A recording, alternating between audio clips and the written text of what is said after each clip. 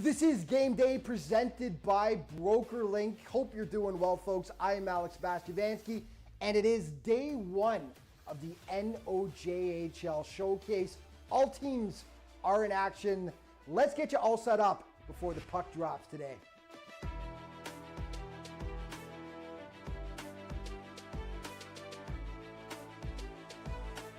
Brisbane across for Newton with room. He shoots and scores! It is finally here. The NOJHL showcase kicks off today in the Nickel City. It's a chance for the league's players to strut their stuff in front of a bevy of scouts. He's nearly given away now. Saginaw walking. Saginaw scores! The NOJHL showcase on October 7th and 8th is a great event where all the teams, the 11 teams, are coming, and we have a special invited team.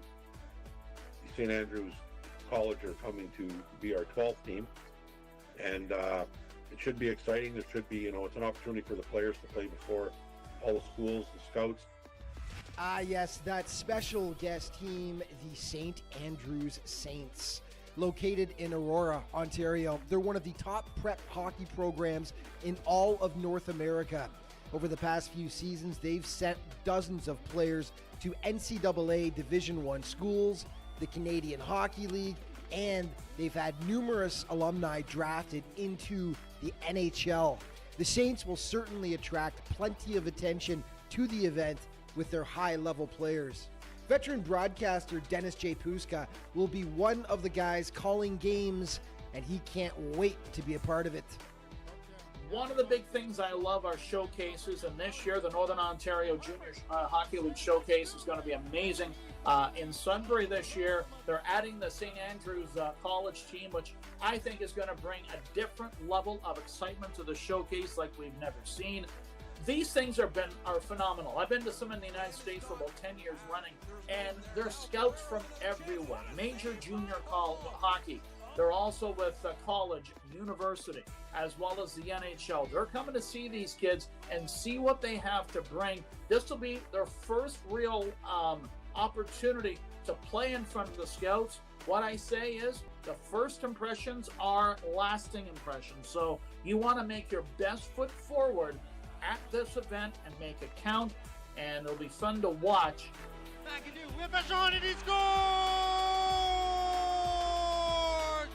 Yeah, it's going to be incredible. You can watch the games live on Flow Hockey, or of course, head out to the Countryside Sports Complex if you're in Sudbury to check it out in person.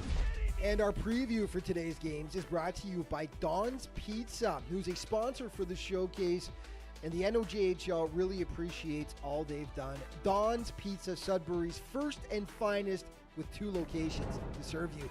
Espanola, French River will kick things off in the showcase at 11:15 a.m. Day one. First meeting of the season between the two squads. The Paper Kings 6-4-0, second in the standings. The Rapids just picked up their first win in overtime. They currently sit 10th overall.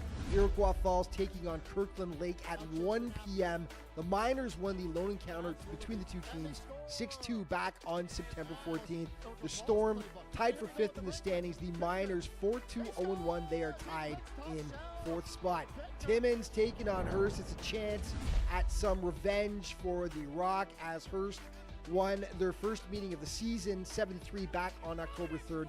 The Rock 4-3 on the campaign, tied for 6th. The Lumberjacks, fantastic start to the season. They are first overall in the standings at this point. The Sioux Eagles looking to pick up their first win of the campaign against Blind River. 3:45 puck drop. Blind River picking up its 3rd win of the season in overtime over the Thunderbirds on Sunday. They are 9th in the standings. The Eagles, as mentioned, winless. They are currently in 11th. The aforementioned St. Andrews Saints in action against the Powassan Voodoos. A lot of eyeballs going to be on that game. 4:15 p.m. puck drop. The Voodoos having a great season, 5-1, 0-1. They are 2nd in the standings. The Saints, across all competitions, are having an incredible campaign so far, 10-1 thus far. And the Sioux Thunderbirds and the Sudbury Cubs are the nightcap. 6:45 Puck drop, one meeting between the squads so far this season. The Thunderbirds dropped them 5-2 on September 27th. The T-Birds 4-2-0-1, tied for fourth in the standing.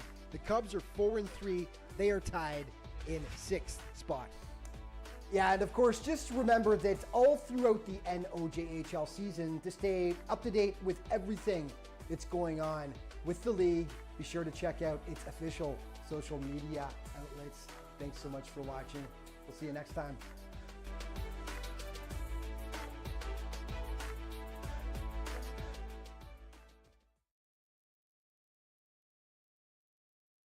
Average Joe's Eatery and Patio Bar is North Bay's only year-round lakefront restaurant. On the shores of beautiful Trout Lake, we have been serving delicious food and stunning views since 1999. Indulge in one of our delicious menu items or simply sit with a cocktail in hand and watch the beauty of Trout Lake before your eyes. Check us out online at averagejoes.net or visit us in person at 3501 Trout Lake Road, North Bay.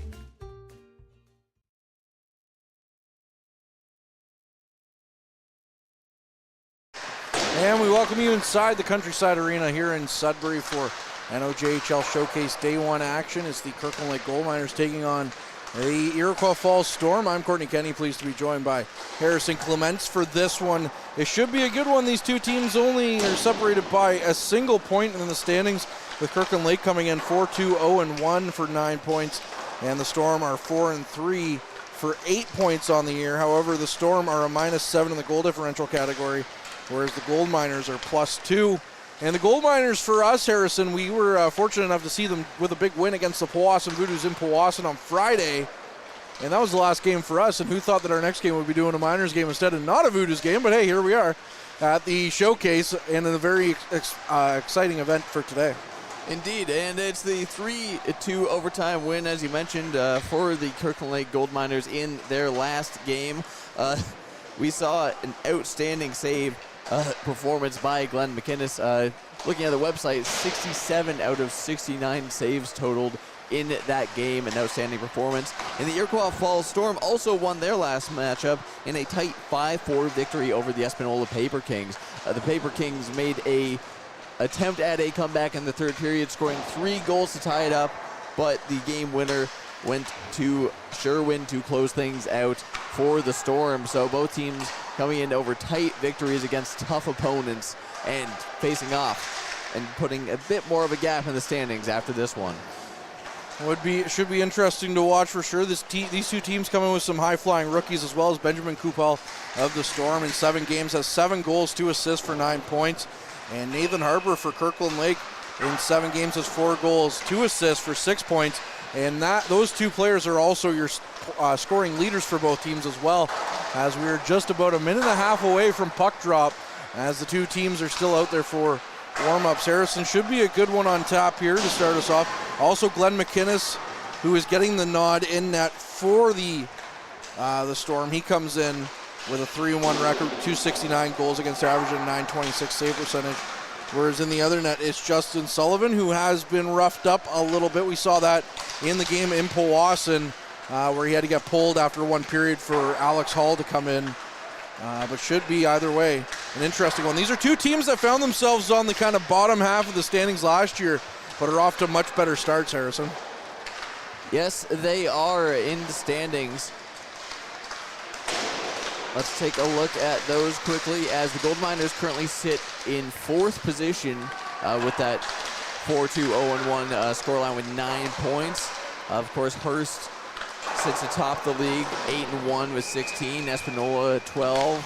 Powassan 11 at 3rd, and then Iroquois is sitting at 7th position with 8 points. So not a lot of separation aside from the very top of the league. So a lot of room in the standings can be improved here in the back-to-back games each team will face at the showcase. Yeah, so both these teams, of course, in action today at 1 o'clock.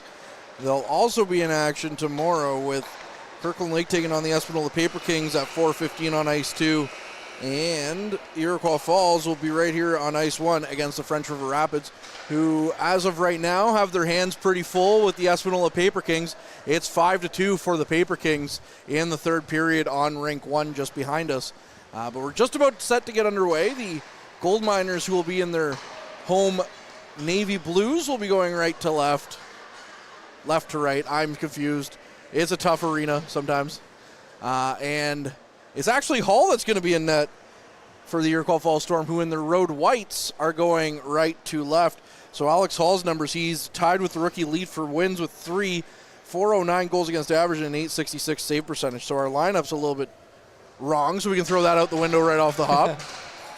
But it'll be Alex the Wall Hall, who came in and made some spectacular saves in that game in Powassan about a week and a half ago. If you are watching the showcase for the first time, first of all, welcome. Second of all, they do things a little bit different here because of the condensed schedules. The warm-up happens, and then you get right into the game. There's no flood in between as both teams are getting ready for the opening puck drop.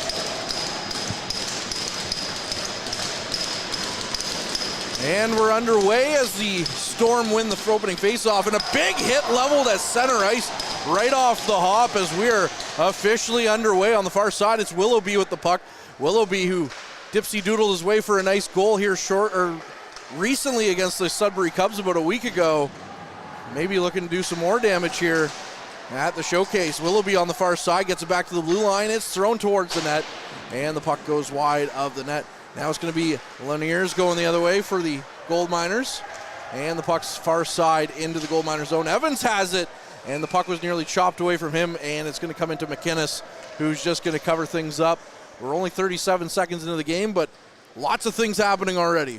Big hit laid out to set the tone. And for those of you watching at home who haven't tuned into this rink before, we have a regulation pad on pad 2.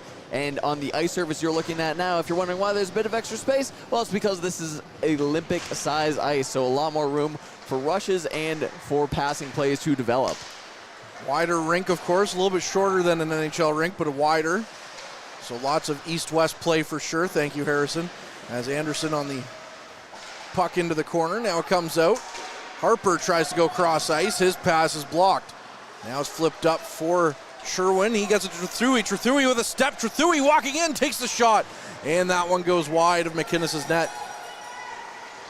Storm with a real good chance there. Couldn't get the puck on net. Now going in is Dyanov. Dyanov with the shot. And Hall is going to block that one into the corner. Now back the other way. Harvey with a good stick to knock that play dead. And now they back in. It's Rusu. Rusu with the puck behind his net. Looking for a play to develop. Rusu.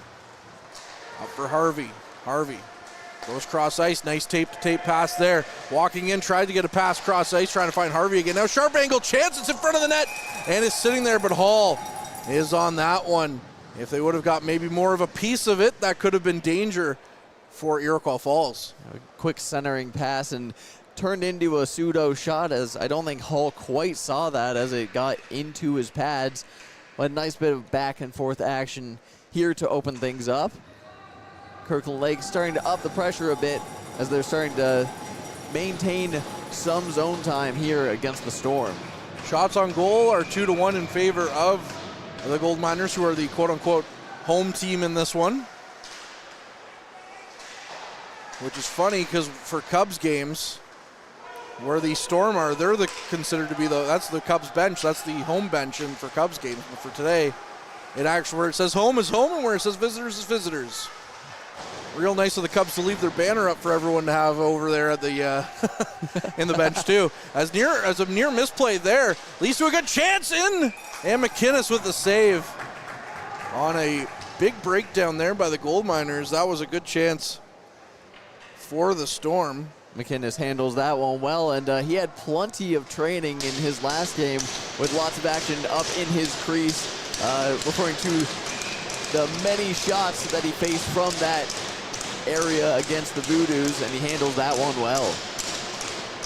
That was Peaver with the chance. Another chance right off the draw. Another big save by McInnes. And now a little bit of rough stuff there between Allen and it looks like Goodwin after the whistle. Nothing's going to come of that. Just a friendly reminder that that's the goalie spot.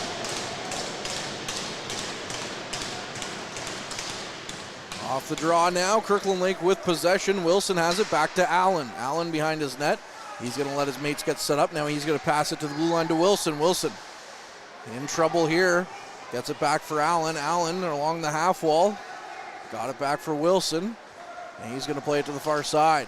And now to the near side for Alexander. Alexander will bank the puck off the boards. And then Wilson will try and chip it off the glass and down the ice, but instead it hits the meshing. So we're out of play here. 17:28 on the clock. A little bit of jawing happening here early. Both teams playing the physical game fairly well. Things getting a little bit chippy here, but we're only roughly 2.5 minutes into this period. These teams not separated by much when it comes to geography, maybe about an hour, hour and a half between them at the most, between Kirkland Lake and Iroquois Falls. Now it's a giveaway here. Good chance for the gold miners. Fittger was trying to get in front. Now it is a chance in front. Hall with the save.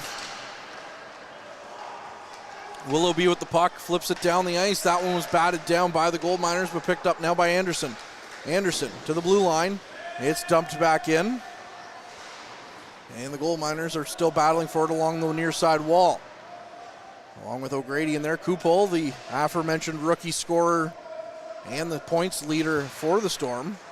Couldn't quite get it. Now Anderson has it. Anderson goes to the far side. Got it to Mantari. Mantari sends it in deep. And it's back now and down the ice for Kupol. Kupol, who scored a highlight reel goal walking around Jesse Lefebvre in that game in Powassan.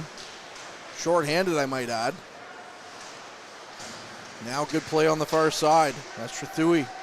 Trethui tried to come out with the puck. Instead, he lost it and is back down the ice with the gold miners trying to get it back into Storm territory. It's going to bounce in. Fox has it. Fox going to the far side. Now it's dumped back down the ice. The gold miners nearly in some trouble there. But now it's picked up by Harper. Harper flipping it back in.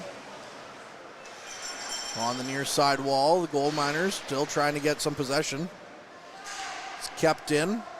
Down to the corner. Good little chip there by the miners. Gets it to Fox though. Fox plays it up. Still battling for it. Now the Storm get out. Good chance here for the Storm walking in. Takes the shot. Just put that high over the net. As that was a great chance. There's been 2 mini breakaways here. And the Storm have missed on both of them. Now another shot by the miners. Couldn't quite get it on the net of Hall. That was Ben Sherwin with a chance that time. Now Dianoff walking in. Takes a shot. Hall looked a little awkward on that one. Still kept the puck out. Now Evans dumps it right back in. Chasing around on the far side. Dianoff with the puck. Dianoff gets it back to the point. It's kicked back forward. Now it's out of the zone. And the Storm trying to go the other way, but a good stick by Allen picks up the puck. Allen, near side, banks the pass to himself, chasing after it. Gets it in now, and that's going to be called offside against the Miners. So we'll get a stoppage here with 14:45 on the clock. Shots on goal, 4-3 in favor of Kirkland Lake. Iroquois making quick work of that extended east-to-west action, as we mentioned a little bit earlier. Quick one-touch passes, sending players on to the breakaway. As you said, Sherwin, solid opportunity, but sends it just high. Kirkland Lake, though, counterattacking well, finding quick physical play, helping with their zone entries. Off the draw, the Miners have it, and they dump it in. It's kicked aside by Hall. And now still battling on the far side. It's mostly been Kirkland Lake with the zone possession, just no real quality chances through the early part of this game. Now out front, good chance there. Couldn't quite get the full puck, the stick on the puck, I should say. Now we're going to get a stoppage here. Is the net. Oh, I thought the net was maybe off.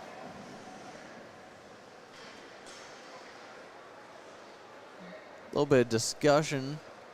Yeah, something's going on with Hall anyways. Yeah, it looks like, yeah, something's okay. off. Yeah, okay, so the net was off. It's hard to tell. Bigger ice, a little bit further back than we're used to at the Sportsplex. Yeah, we're almost on top of the play there. Not quite the same I as... get my eyes checked to come here. Oh my gosh. Honestly, the last time I was here, it forced me to get my eyes checked. Turned out I needed a new prescription. So thank you, Showcase. As Still some construction work being done.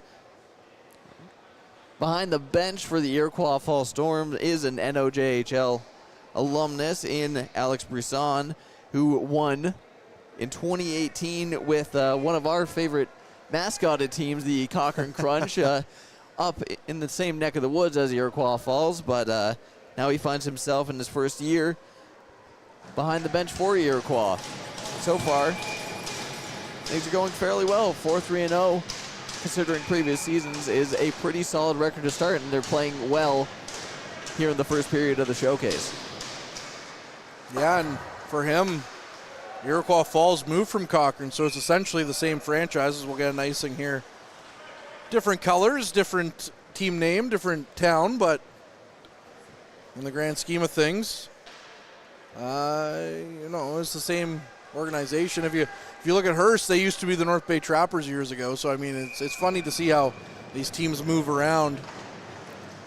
And of course, there's always talk of relocation, especially when a shot comes in from the point there, it's into the net, but there's always talk of relocation when we talk about teams that unfortunately haven't been able to play, like Elliott Lake. Like maybe they look to go somewhere else, and that would be devastating for a community like that. But it's worked out for Cochrane moving to Iroquois Falls. That's a wonderful thing about Junior A leagues is communities rally behind them, are able to put their support to these young players who put a lot of effort in, come from all over the world, frankly. A lot of Americans from the Florida region we've seen up close in Powassan. And we have some folks like Colin Chestnut coming from Michigan on the side of the Iroquois Falls Storm. So that's quite the trek. It is. Hey, there's a team from Michigan. The Sioux Eagles, right? That is true. Hall, who dumped the puck out into the meshing. And now we have a referee was talking to Evans at center ice. And he was talking to the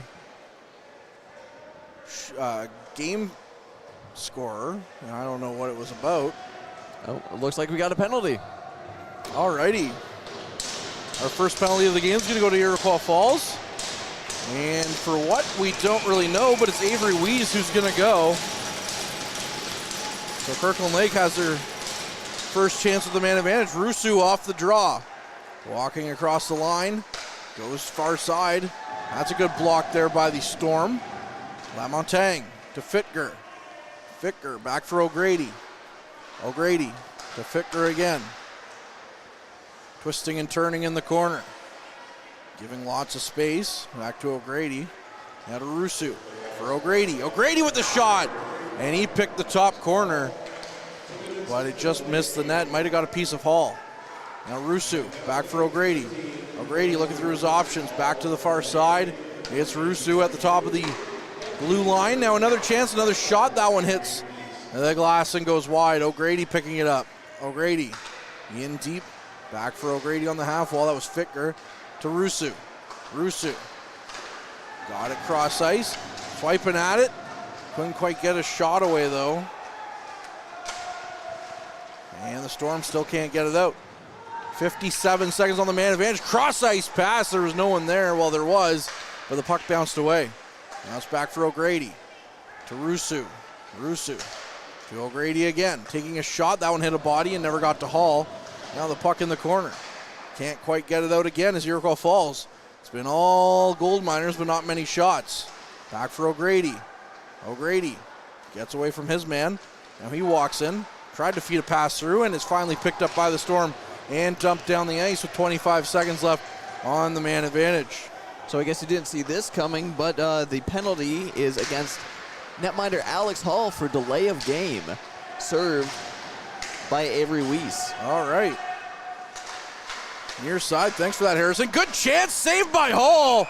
As Hall having to kind of bail his own team out after getting them on the penalty kill. Coming across with some big saves there on the man advantage. And that Iroquois Falls penalty kill sitting at 70.7%, ranked 9th in the league. But Kirkland Lake, despite the pressure that they're putting, sit ranked 11th with 9.8% on their power play. They have 4 power play goals. Off the draw, sorry, big save, it's in! They score. They snuck it through Alex Hall's pads. And the Gold Miners are going to take a 1-0 lead here, as that's going to be Aaron Leaners with the goal, as he kind of trips up heading back to the bench. But Leaners getting a quick one there off the draw. And that is the 5th power play goal for Kirkland Lake. Able to keep up that pressure and bat one home. And they'd been getting their opportunities. They hadn't quite been able to beat Hall. And just with that continued pressure, due to the man advantage, are able to finally put that one away. That's Lanier's 2nd of the season. And now we're back underway with Allen. Allen taking the shot. Tried to get a rebound chance, saved by Hall. Another chance here comes in. The goaltender makes the save again. Now the puck chipped down the ice. And Allen's going to pick it up. Allen. Got it to Rusu. Now it's to the near side to Allen. Allen. Flipping the puck cross ice. And the Miners are going to have to chase after it. But picking it up in the offensive zone. Back to the point. Walking in. That was Evans taking a shot. That's blocked by the Storm. The Storm, who are a little bit on their heels here, trying to get something going. That's Demers. Demers walks in. Demers tried to feed it out front, but he was the only one there. He didn't realize that his teammates had left for a line change. Now Allen skating through the neutral zone. Allen walks in, puts the puck into the corner. Plays it to the near side. That's flipped down the ice. Harper picks it up, goes cross ice, got it to Allen. Allen got a piece of it, so no icing, not that it had the legs to go for it anyways. And it's played to the near side by the Storm, giving it away. Now here's another chance. Alexander tries to dump it in. Body's flying, and there we go. We're going to see a penalty, I believe, against the Gold Miners here, so maybe the Storm are going to get some momentum back on their side here. Well, the Storm have the 3rd ranked power play in the league, operating at 25.7%, which is fairly impressive record. 9 goals for on the 35 attempts that have been allowed to them. So moving along at a steady clip. Assist on that previous goal does go to Jake Williams for his 1st assist of the season. Penalty's going to Newman. We'll have to update you on what the penalty is. Out front, good little passing sequence there by the Storm is disrupted by Ficker. Ficker now disrupting all sorts of shorthanded havoc here. Now Trethewey walking down the ice. Trethewey lost it to Rusu. Rusu's going to dump the puck down the ice. And Hall is going to pick it up in the corner and leave it for his man. That's Bevan with it. Bevan down the ice.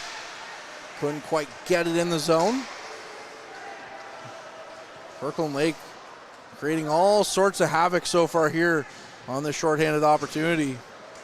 Well, they try to kill off this penalty. 1:10 left, and aside from really one passing play, the Storm haven't threatened. Now they carry the puck in. Willoughby, he's knocked off the puck, but it's picked up on the far side. Now it's back to the point. Gray back in, finds a man on the near side. Kupel with the shot. That's saved by McInnes. Now Willoughby kicks it back to the point. No one was there, though, as Gray had to pick it up in the neutral zone. Back up for Kupel. Kupel going for a skate. Walks in. Cuts around to the outside. Tried to get the puck out front. He does. Willoughby picks it up. Willoughby to the far side. One-time attempt to save by McInnes. And the rebound's there. 30 seconds left on this man advantage. Gray with the puck. Gets it up for Willoughby. Willoughby walked in. Almost was offside there. But they still were able to manage to keep the play onside. Now another chance. Big save by McInnes. And the puck back down the ice. In the neutral zone. Willoughby dumps it in. Gray picks it up. Gray throws it to the middle of the ice, and that one was tipped on net by Kupel. And that'll kill off what's left of this man advantage for the goal, or for the Storm. So they're going to be 0 for 1 on the power play. Gold Miners 1 for 1 on the power play. Ouellette walking in. Ouellette Twisting and turning. Puts the puck in behind the net. Willoughby was bumped off the puck. Evans from his own zone. Lost the puck to Sherwin. Sherwin with a good stick over there, creating some havoc. And now it's dumped back in by Houdon. Now, getting out of the zone is Kirkland Lake Alexander. Sends the puck in. That missed its intended target, but Houdon picks it up. And the Storm looking to get their legs back under them now.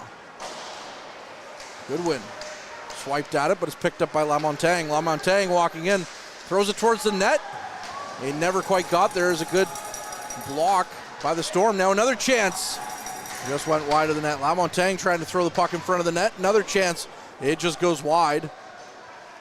Kirkland Lake threatening again. Harvey with a shot kicked aside by Hall right into traffic. And the puck's right there in front of his net in the slot. And finally, the goaltender's going to pounce on it. And we're going to get some more rough stuff here after the whistle between these two teams. But Harrison, as we reach our mid-period break, Harrison, I wanted to ask you, that was a power play that started a little bit slow for Iroquois Falls, but then they ended up getting a whole boatload of chances by the end of it. Yeah, Kirkland Lake sort of seemed to be able to keep up the pressure off the top of it, rolling with momentum from their goal, but Iroquois finally found a way to cleanly make the zone entries. It's just the spacing wasn't quite good enough to actually get the puck moving until the final few seconds. Those that did were cleared quickly away. We've seen it from McInnes before. He's able to redirect those rebounds really far away from his net, and it just wasn't enough time for Iroquois to make something happen. But they did get quite a few high-quality chances as shots now sit at 9-7 in favor of the quote-unquote home team, Kirkland Lake, as they still sit 1-0 with 6:53 remaining in this period. So Iroquois with a good opportunity towards the end, but Kirkland Lake picking up the momentum of that kill and counterattacking well. They've had quite a few high danger opportunities here in the final few minutes of the first period, especially finding space right in front of the net. They've been allowed to just kind of sit there and hack away. Iroquois got to tighten up on that front. Well, we're almost back underway here between the two teams. Again, still 1-0 for Kirkland Lake through the first half of this period. Puck is out of the Storm zone and kept back in by the goal miners who dump it in. Now it's picked up and flipped in by the Storm, but Kirkland Lake picks it up. Yeah, as you mentioned, Kirkland Lake's done a really good job of threatening, and I think they've outchanced the Storm quite a bit in this first period so far, but the Storm trying to get their legs back under them, nearly given away in the slot. Now it's flipped back in. Good chance there. I don't know how that puck didn't float towards the net. And now we got a hard hit in the corner, and it looks like we're getting a penalty against the Storm here. And Kirkland Lake, who scored on their power play, are going to go back to the man advantage. This is the time you cannot be taking a penalty with Kirkland Lake putting up all the pressure, especially in your defensive zone. Got clear the puck cleanly, but Kirkland Lake will be able to roll with their momentum into this extended man advantage, it feels like. 2 minutes are on the board. Just to clear up a quick stat before this, it was Newman being charged with tripping on the previous Iroquois Falls power play, but now Kirkland Lake gets another chance. Evans with the puck, sends a shot. That one's blocked by Hall. Now it's Allen. Allen couldn't quite hold the line, and now he has to box Kupel out. Now the puck is going to go all the way down into Gold Miners territory. Evans with the puck. Evans. 2 minutes for roughing is the penalty, as Evans dumps the puck in. Chasing after it is Bevan. On the far side, Storm get it to the line, but not out as Allen jumps up and catches that. Allen now quarterbacking the power play, takes the shot, and is saved by Hall. And we'll get a stoppage here with 1:10 left on the man advantage. The Gold Miners have been taking advantage of this larger, wider ice surface. They've been passing really effectively, creating many high danger chances, outshooting 12-7 at this point. And Iroquois hasn't been quite able to tighten up, get in the passing lanes, get the sticks in the way. Kirkland Lake's been able to kind of do whatever they want. Lamontagne, excuse me. My voice decides to crack there. Lamontagne with the puck. He got it in. He still has it now behind the net. Now it's back for Fittger. Fittger to Rusu. Rusu walking the line. Back to O'Grady. O'Grady with a shot, and Hall calm, cool, and collected with the glove. Got to see a lot of Alex Hall. I mentioned this in the Iroquois Falls game when they were here. Got to see a lot of Alex Hall in early July because he attended Powassan Voodoo's camp. And always been a big fan of him, even right from his days playing at the Great North U18 League with the Timmins Majors back in the days. So good to see him get an opportunity with a team like Iroquois Falls. And he's really kind of run with it so far in the early going. Off the draw. Houdon with the puck. He's just going to pin it to the boards. And now it's going to come loose. Back to the point for Rusu. Rusu to Dayanov. Dayanov with a chance. He takes a shot. That one hit a body. And it's off the glass and wide. O'Grady now back at the point. Gets it in deep for Fittger. Back to O'Grady. O'Grady to Rusu. Rusu to Dayanov. Dayanov looks to take the shot. He does. And Hall's going to stop that one. And not let out a rebound. 21 seconds left on the man advantage. 1-0 Kirkland Lake. And Kirkland Lake's just maintained what has seeming to work for them, keeping the pressure net front just really heavily. Always keeping that one man there, and then as soon as the shooting lane opens up, they get the second guy in there, create the chaos, create the screen. Hall's just been able to stay on top of the ones that have gotten through. Now Iroquois Falls sending the puck back in to Kirkland Lake territory. It's going to be covered up by McInnes though, and with 10 seconds left on the man advantage, stranger things have happened, but that likely will kill off the rest of the penalty. Iroquois Falls managing to clear the zone quite effectively there. They need the relief. It's been hard for them to get an effective change-off just due to the utmost pressure put on by Kirkland Lake. Off the draw, Iroquois Falls trying to keep the puck in their zone, but they're just content to keep possession of the puck and kill off what's left of this man advantage. It's Gray.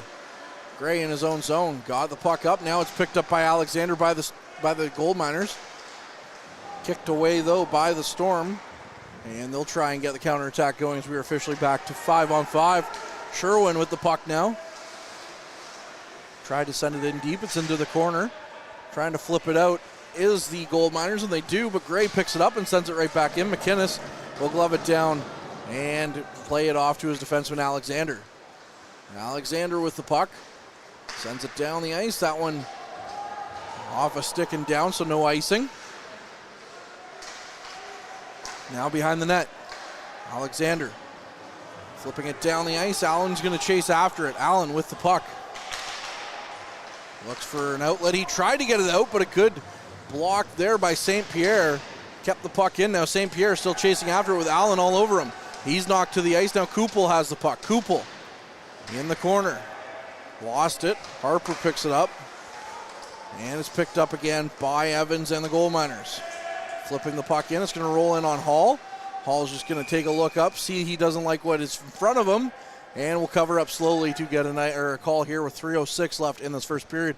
Shots on goal, 15-8 in favor of the Gold Miners. What a shift from Alexandre St. Pierre as he goes in on the forecheck and makes those scoring opportunities happen. He's able to play the body, get the puck, get the passes off, keep up the pressure. It's one of the better shifts that we've seen from that top line from the Iroquois Falls Storm. Off the draw now, the Storm kick the puck back. It's picked up, though, by the Gold Miners deep in the zone. On the far end now. Dayanov with the puck. Dayanov back to Rusu. Rusu to Dayanov. Dayanov looks to take the shot. He scores! What a snipe from the top of the faceoff dot. Wow. What a big goal there for the Gold Miners. It's 2-0 off the stick of Rafik Dayanov. Making it 2-0, Harrison. What a shot. Kirkland Lake's been doing an excellent job of moving the puck along the blue line and finding those opportunities to skate in, take those shots. And Dayanov is a guy we've seen all season long keep up the pressure. He's a true two-way forward, but he's got a very fast release, a very low release point, and that one beats Hall cleanly off the post. That's his second of the season, too, so a couple of Miners getting their second goals each. And with a shot like that from Dayanov, you got to think a lot more than two is in his future. Absolutely. He's been showing lots of offensive prowess throughout this year. You just need a couple to go in, and then he can keep rolling. Oh, now the Storm, are off and running here as they have a 2-on-1 developing. Willoughby tried to play it back. It was just out of the reach of his man, and it's broken up by the Storm. Now thrown towards net by Peaver to Hudon. Hudon throws it on net. McInnes is going to knock that one out of play with his stick, and we'll get a stoppage here with 2:11 left in this opening frame. And Daniel Rusu will be credited with the assist on that goal. Again, Kirkland Lake doing a good job of keeping up the pressure, whether it's offensive or defensive. Great defensive effort by LaMontagne on the back check. Stopped that 2-1-1 rush. Gray off the draw, now gets it in for Trethewey. Trethewey in the corner, battling for it. Tries to get it out front. Harper with the puck in his own zone. Loses it though. Now he's going to get called for a trip here as his stick got in the feet of a Storm player on the far side. And that was Goodwin who went down. Now we're getting some rough stuff after the whistle with Trethewey involved. So the Storm will get a man advantage here and a chance to kind of perhaps cut the lead in half. Well, they did start to get something going towards the tail end of their first power play opportunity, but they weren't quite able to start off on the right foot. If they can get rolling, if they can get the puck moving well, then things may become a little bit closer in this game. As you said, it is 96 going off. Nathan Harper on the Gold Miners, and Iroquois Falls dumps that in well. Off the draw now, where the Storm, or the Gold Miners do get it out. Killing some time, Hall with it. Onto the far side. Places it to the near side, Gray has it. Storm in their own zone. Get the puck stripped, now it's Fittger trying to walk in. And the Storm are able to knock that one away, but they still don't really have possession. Now they do, going the other way, it's Willoughby. Willoughby walks in, got it to Kupel. Kupel looking through his options, twisting and turning. Plays it to Willoughby on the half wall. Willoughby into the corner for Kupel. Kupel up the wall, gets it back to Willoughby at the point. Willoughby goes cross ice. Storm still have possession with it. That's Chestnut on the far side. And now a big hit thrown by a Gold Miner player in the corner. As the Storm have to regroup now in the neutral zone. Kupel walks in. Kupel takes a shot. He scores! Benjamin Kupel with a nice goal of his own. I mean, take what you know about power play setups and throw it out the window when you have a shot like that. Takes all the time in the world, just slowly saunters in and picks his spot. Benjamin Kupel with his 8th of the season, so he maintains his goal a game pace. I'll just happen to tell you right now, he's on pace for 52. At this rate. And you can see why. When given the time and the space, he's able to pick his spot and rip it home. It's hard to stop something like that when it's moving at that speed. 2-1 game now with 35 seconds left in this first period. 37 to be precise with that whistle. Shots on goal 16-10 in favor of the Gold Miners. And in terms of that, is the 10th power play goal scored in favor of the Storm this season, showing why they do have a third-ranked power play in this league. Off the draw, Sherwin twisting and turning. Trying to get some more offense here before the buzzer. And it was picked up by Demers. Demers walks in, tried to feed it out front. It is fed out front, but it's kept and knocked out to the blue line by the Gold Miners. Now the puck just bouncing around and sent down by Kirkland Lake. Hall out to play the puck, trying to get something quickly here before the whistle. But now it's picked up by the Gold Miners again, going the other way. The Storm couldn't quite get it through the neutral zone. 5 seconds. Here comes the last minute chance perhaps for the Gold Miners. No, that'll end up being all that she wrote here of this first period. 3 goals scored, 2 for the Miners, 1 for the Storm. Harrison, it's the patented question. Your final thoughts on that first period before we go? make no mistake about it, Kirkland Lake was in control for the majority of that period. They were forechecking well, they were forcing turnovers at neutral ice, and they were surrounding their goalie effectively.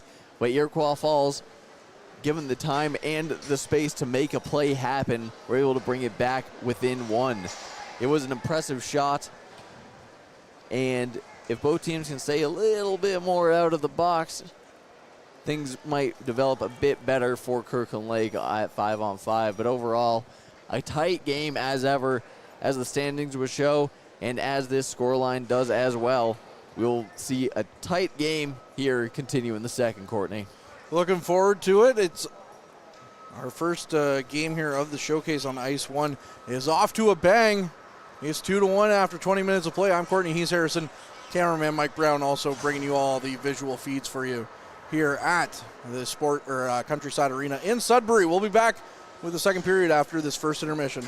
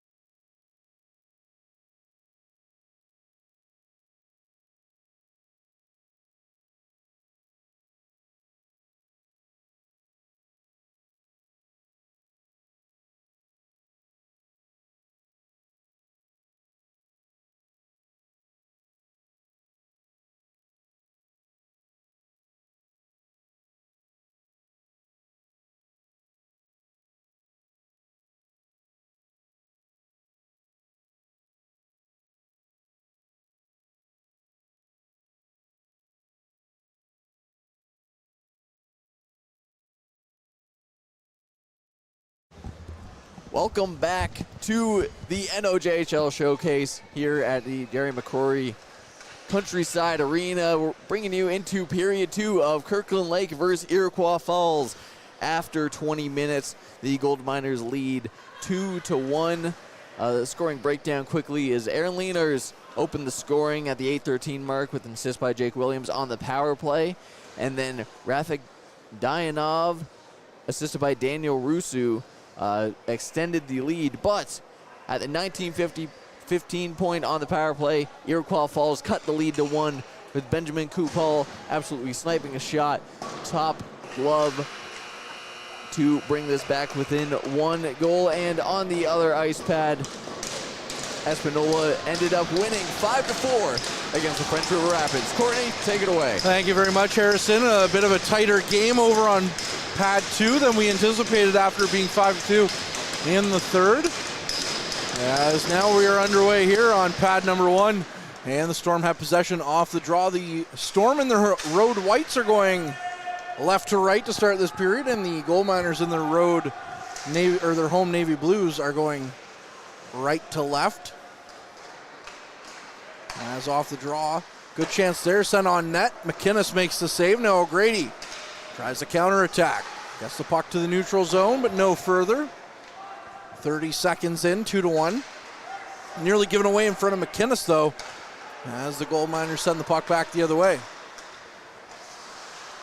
Lanier's on the far side for Fichter. Fichter's pass into the middle is picked off by the Storm, and now they might have a chance here. Willoughby trying to walk in, and a good stick knocks away the chance there, as Willoughby was nearly home free. Alexander tries to dump the puck in. It's picked off by the Storm, and they're going to throw the puck to the far side now and dump it right back down. Flipped in. O'Grady is going to get it from McInnes. McInnes will just cover it up, rather, actually, as we're 1 minute and 9 seconds into this second period, and we'll get a stoppage here. The way this game's been going, it really feels like plays are going to live and die by plays made in the neutral zone. We've seen a lot of turnovers happen. We've seen a lot of pokes and breakaways. This might have been the third breakaway opportunity for the Iroquois Falls Storm so far in this game alone.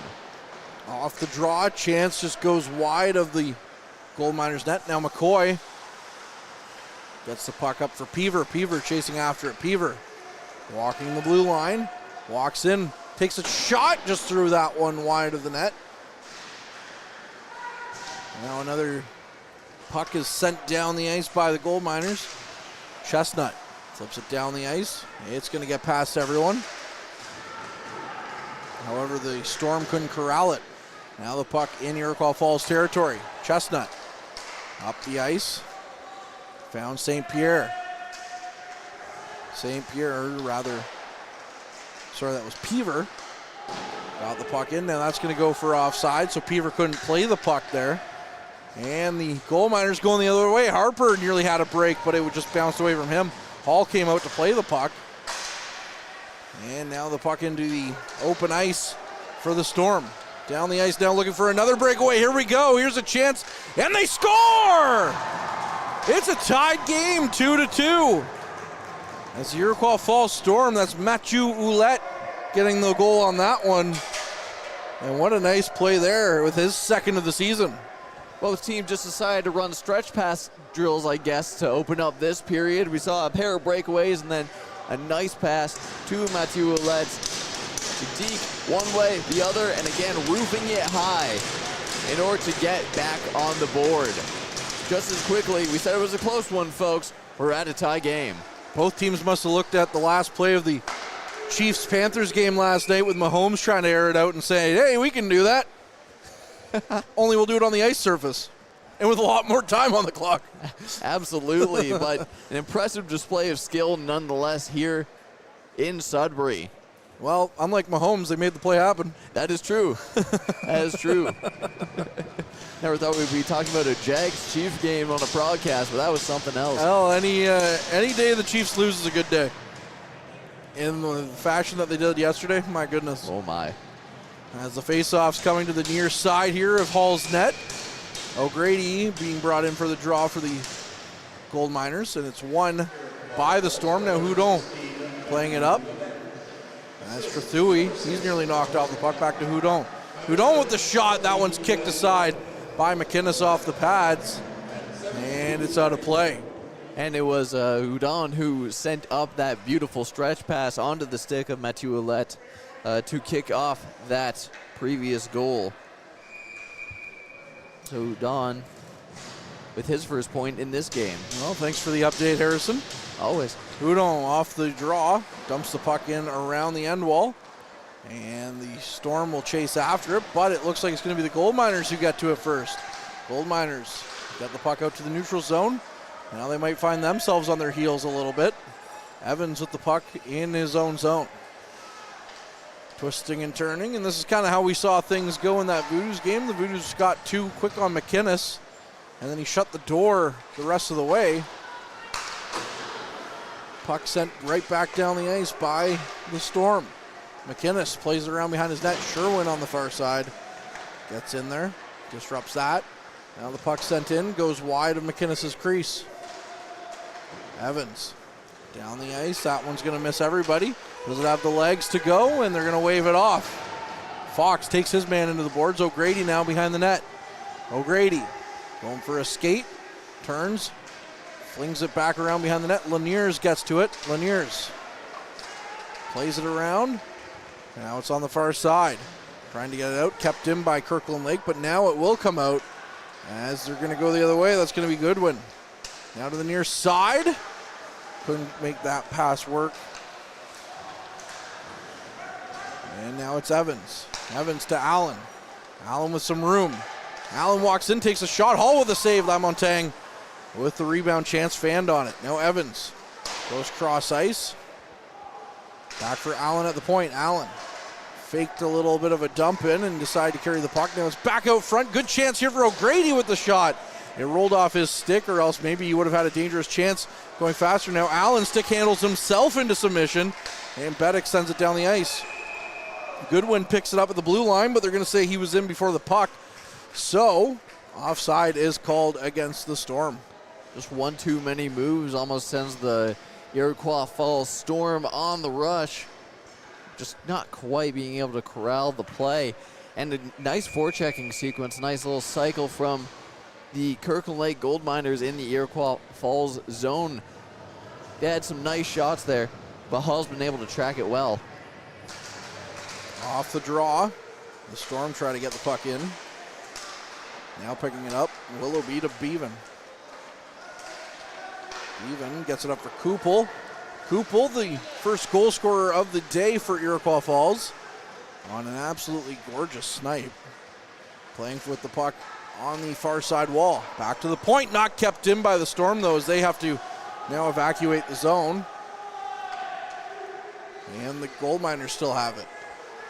Kirkland Lake from behind their own net, looking for a stretch pass. They find it. Did it hit someone, or are they going to call icing? They do indeed call icing. And that'll be now an offensive zone draw for the Storm, who have come out here through the first 5 minutes and 4 seconds of the second period and had a much better start to this period. An interesting defensive thing we've seen from the Kirkland Lake Gold Miners is kind of this wider ice almost forces you to overpressure the one side, and it allows them to just snuff out pucks and clear the zone quickly, just having that much manpower trying to crush up on the Iroquois Falls Storm offense. Off the draw, the Gold Miners win the draw, but they can't quite get clean possession. Now they do, and they're going to try and get it out of their zone. They do. Up the ice. It's going to be Lyons walking in. Lyons is knocked off the puck, though, and the puck goes right back to the point, kept in by the Gold Miners. Now to the near side, flipping it back in. Lyons has it in the corner. Lyons twisting and turning, looking through his options. Lyons still battling for it in the corner. It's going to come out. Now Rusu with it. Rusu walks the line. Rusu takes a shot. That's stopped by Hall. And now it's on the far side. Harvey had it. He was knocked off the puck. Now it's knocked back the other way. Storm through the neutral zone. Couldn't quite get it too far though, and is picked back up by the Gold Miners. Now a dangerous pass cross ice, gives the puck back to the Storm. But the Gold Miners pick it up in the far side. Rusu with the puck now. Gets it down the ice. It's picked up by Fox at his own blue line. Now Rusu going the other way. Rusu carrying the puck in, looking for some help. Doesn't quite have it. Tried to throw the puck cross ice. He had Harper waiting for it, but his pass must have hit a spot on the ice that was sticky enough that it stopped the pass from going across. It looked good off the stick and then just died. Harper with the puck, back for Rusu. Rusu throwing it down the ice, gets it to Fox. Fox plays it up. Chasing after it is Rusu. Rusu flips it around on the near side. Newman got a stick up in the cage, no call coming. Now Dianov walking in. Dianov takes a shot, that's well over Hall's net. Now off the board, or off the bench is O'Grady. He dumps it right back in. Back to the point now. Near side looking for Anderson. That one was just out of the reach of Anderson. He plays it around trying to get to O'Grady. Now Dianov with the puck behind the net. It's played up back to the board, or back to the blue line. Anderson with the puck. Takes the shot. That one just went wide, as that one almost became a dangerous chance, as it had Hall fooled. Back in. Walking the line again. Evans, far side. Dianov looking for the puck, slapping his stick on the ice. And the shot is going to hit Hall and go out of play. And a thankful redirection into the net by Hall to help get his tired teammates off of the ice. Well over a minute of offensive zone pressure there by the Gold Miners. They moved the puck around well. They were able to get into open ice and take several high-quality chances towards Hall. On the near side, Willoughby playing the puck down. I want to say hello to Richard Whitty, the usual commentator of your Iroquois Falls Storm, checking the game out. Be nice to see Richard down here for one of these showcases. There's a chance here for the Storm. And a chance there. Turned aside by McInnes. Now Williams with the puck. For Lamontagne. Lamontagne out for a good chance now for the Gold Miners, as that was Hickey, I believe, on the shot. And it's turned aside by Alex Hall. And again, the Iroquois Falls is doing an excellent job at creating those one-pass chances, finding space in front of the net. But Kirkland Lake was able to turn around the other way and do just the same. 20-13, the shots in favor of the Gold Miners so far. Off the draw, Rusu with the puck. Rusu sends it in. Laniers tried to throw it to the front of the net, but his pass is intercepted. Now it's back to Rusu. Rusu throws it cross ice. O'Grady would have to chase after it. Now O'Grady gets to it. O'Grady from the point gets it to Hall, and Hall's just going to glove things down. And we'll get another stoppage here with 11:16 left on the clock. It's evolved into a bit of a chess match here between these two teams, especially after that tying goal. Kirkland Lake setting up well, moving, looking for the shot, just very precisely picking their chances. And Iroquois Falls just trying to break out, create those passing plays, but mostly been hemmed in their zone for the past 5 minutes. Kirkland Lake with all sorts of pressure here. It's back to Rusu. Rusu gets the puck, and he's going to put it out front. A chance there, fanned on the shot, but it still was a dangerous chance. Hall was able to kick out the toe and make the save. Secondary chance, he made the save on that as well. Rusu back to his partner. Now flipping it back in. Good chance here for Alexander. Now a delayed penalty coming here, I believe, against Kirkland Lake. So the Storm, who were able to tie it earlier this frame, are going to go to the man advantage. And just as Kirkland Lake was again finding upping the pressure, sustained zone time, tiring out the Iroquois Falls Storm defenders, we get to see, once again, Iroquois Falls go on the power play that proved so effective.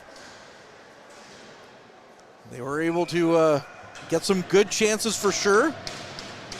Are they going to be able to keep up the pressure? We'll have to see here. They got 2 minutes to work with it here. Off the draw, the Storm have it. However, the puck quickly comes out of the zone, so they have to regroup. Now it's sent back in by Bevan. Harvey with it. Harvey tried to get it cross ice. It nearly bounced to a friendly stick there for the Storm, but now it goes all the way down the ice for Bevan. Bevan.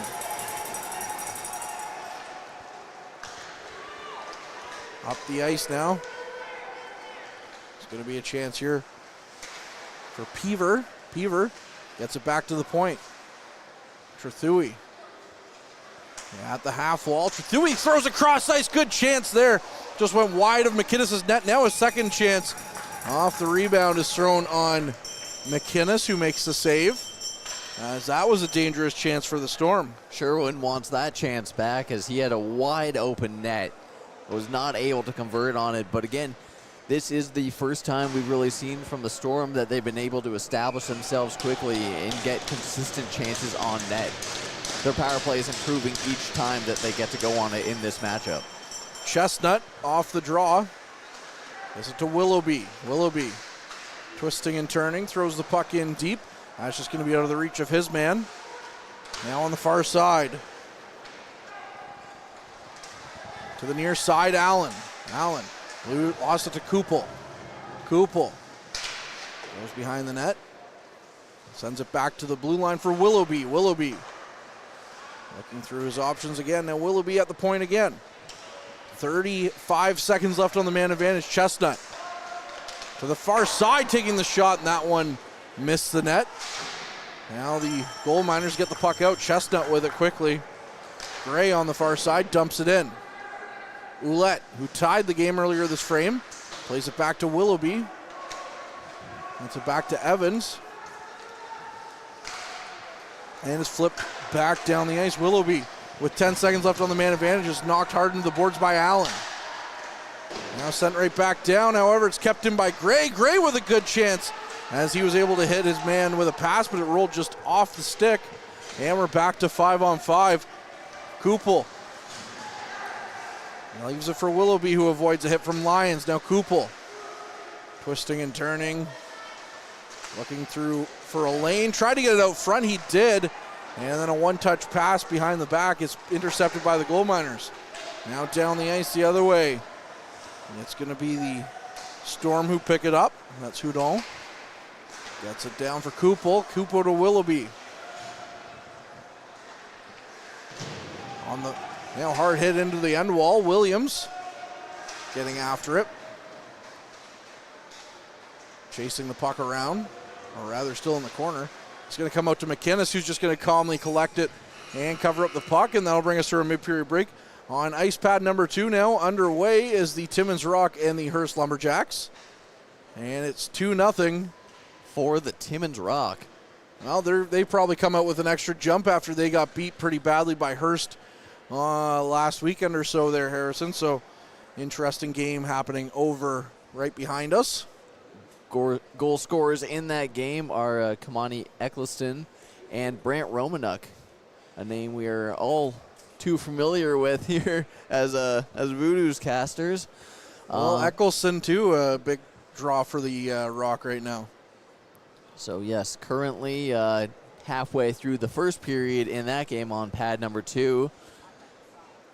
But back on this ice pad, Iroquois Falls able to continue that momentum after the power play, keeping up the pressure. Shots on goal currently sitting at 22-14 in favor of Kirkland Lake at this point. But it's really been a resurgence from the Storm here in this period. They've been keeping the pressure going, haven't been put on the back foot too much in this second half after seemingly finding their way out of the whirlwind of forechecking that Kirkland Lake was throwing at them after that initial goal in this period.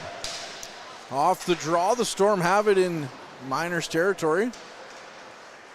Fox dumps it right back in. I think the gold miners will be a little at home here in Sudbury, although it's more nickel that they mine here in the Nickel City. Williams chasing the puck now. Breaks in. Sharp angle chance. That was well over the net of Hull. And it's back to the point. But the fan shot is picked up by the Storm. Walking in. Iroquois Falls with a chance. It's picked off. Though, and Rusu gets the puck back out. Now a big swipe there. And the Storm player lost his stick and got the stick up high, but no call coming. Now it's out front. Lions couldn't get a shot away. Another chance, and that one just goes wide. Hall to his post quickly, but the puck hit the side of his net. Now it's a 2-on-1 if the Storm are quick. No, it's broken up by the Gold Miners. Dianoff walks in, has the puck in the corner, plays it into the corner. Harvey trying to get it out front, and the Storm are just going to bank it off the boards and going to have to chase after it as the Gold Miners are going to get to it first. Rusu with the puck. Right back for Alexander. Alexander. Out to Underwood. Underwood with the shot. Alexander with the rebound. And it just missed the net as he had Hall down and out. Rusu carrying the puck. Goes cross ice now. Underwood, good chance. Wide open net. It's Rusu. Wide open net. The defender's able to bank the puck in on a gorgeous play. And he's going to put Kirkland Lake up 3-2 with his first of the season. I mean, what a shift from Rusu. It almost feels like a 2-point swing on that one. Makes the big defensive play to shut down the breakaway opportunity. That 2-on-1 at center ice. Brings it back into the zone, is able to establish it, finds the gap in the defense, and finds himself all alone for the go-ahead goal. What an absolutely outstanding shift. Well, we've been watching him since the preseason when the Gold Miners played the Voodoos in New Liskard. And he's been a thorn in the side of the Voodoos all season long so far. This is the team that we've seen the most. You've seen them 3 times now. I've seen them 4. They seem to be improving every time we do. O'Grady with the puck. Goes across ice. Laniers gets to it. Laniers going for a skate. Tried to get it out front. It's picked off by the Storm, who now, after a very good second period, still find themselves down 1 with 5.5 to go. Now Sherwin walked in, lost the puck. Sherwin picks it back up, dumps it right back in, and it's off the Gold Miners and back down the ice. Out front, Demers has the puck. He's tripped up by O'Grady and nearly got the puck stripped as well. Battle behind the net. Kirkland Lake with it. Gets it back to the blue line. Broken stick, but the pass still was able to get across. Now it's a chance the other way with no stick. The Storm walking in. Good chance here. Good opportunity. Big save made by McInnes, as that was a grade A chance and a good play. Oh, what a chance there by Trethewey with a couple of head fakes there, but it was a broken stick that led to that opportunity. And the assist on the previous goal for the Gold Miners goes to Vive Hickey for his 5th assist. Now it sits at 5 assists in what looks like 7 games played. Off the draw, quick shot on net, saved by McInnes. 4:55 here left in the second period. It's 3-2 for the Kirkland Lake Gold Miners. And I want to talk about the defensive effort made by Petrosinski. Without the stick, was able to lean on the attacker, turn away a breakaway, and keep the 1-goal lead. Icing call now against the Gold Miners, so an offensive zone draw coming for the Storm. And yeah, even with the broken stick, the play was still great to be made, but a nice save by McInnes, who again, we've seen it time and time again. McInnes had a great game in Powassan on Friday. I mean, we've got to talk about the defensive improvement throughout this period. In the first period alone, shots were 16 for Kirkland Lake, and now tailing towards this one, Iroquois Falls has kept that nearly at half. Right off the draw, McInnes making another save, as we'll get another offensive zone draw for the Storm.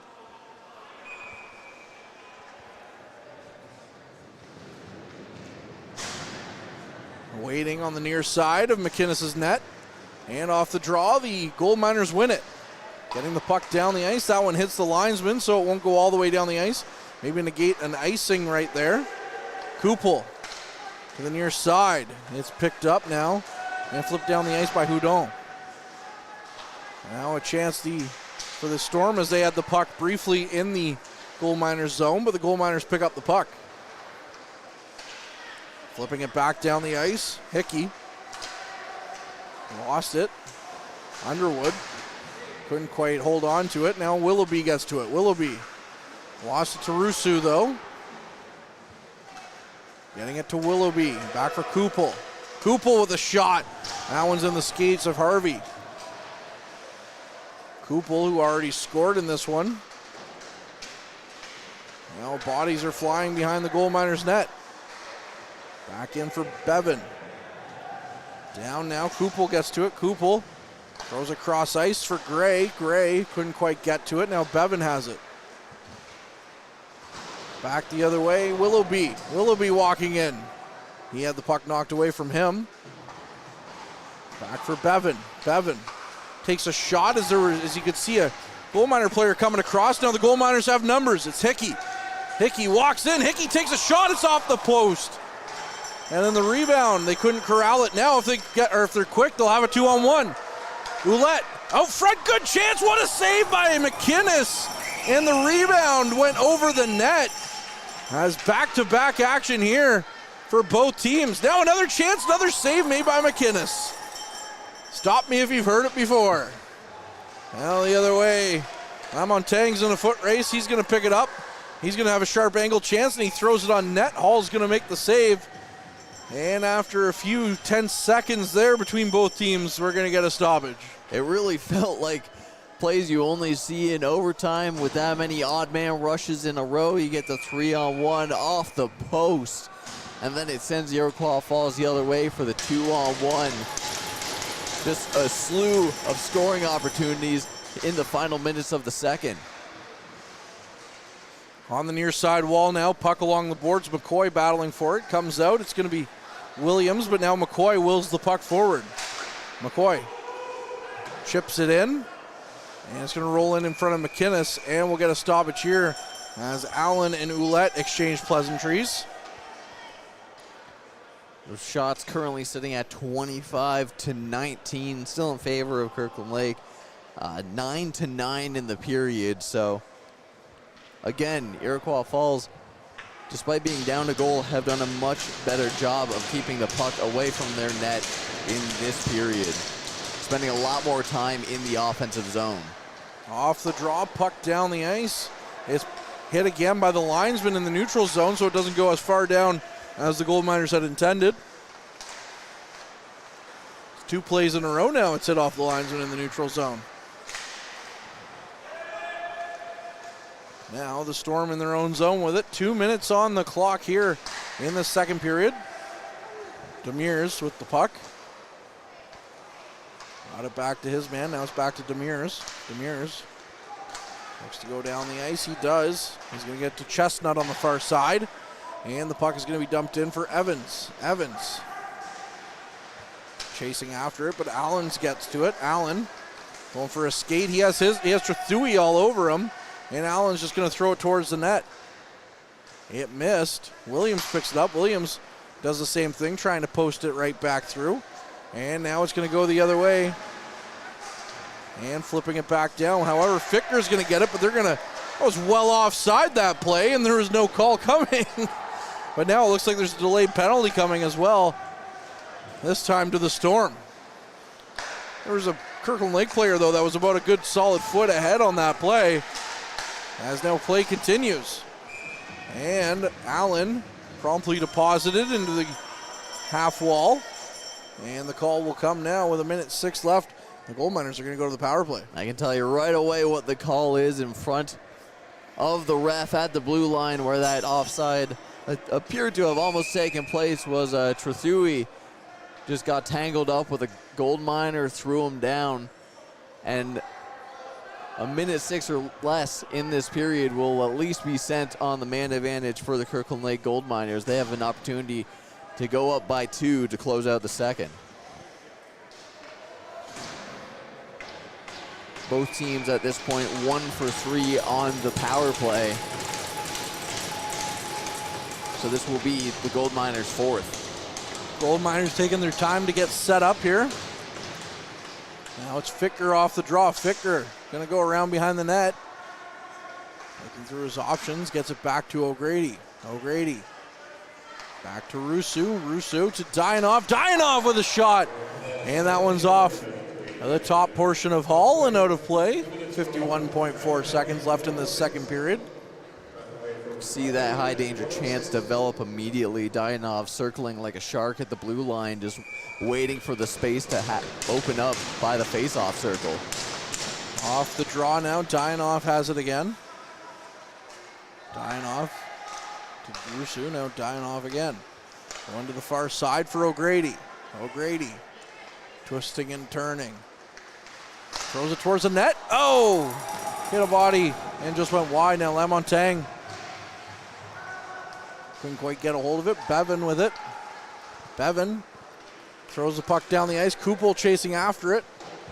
Kupel will get to it first, and he goes around behind the net. Kupel plays it right back down the ice. Now Lamontagne's going to pick it off, though. Back for O'Grady. O'Grady's pass. There was no one there.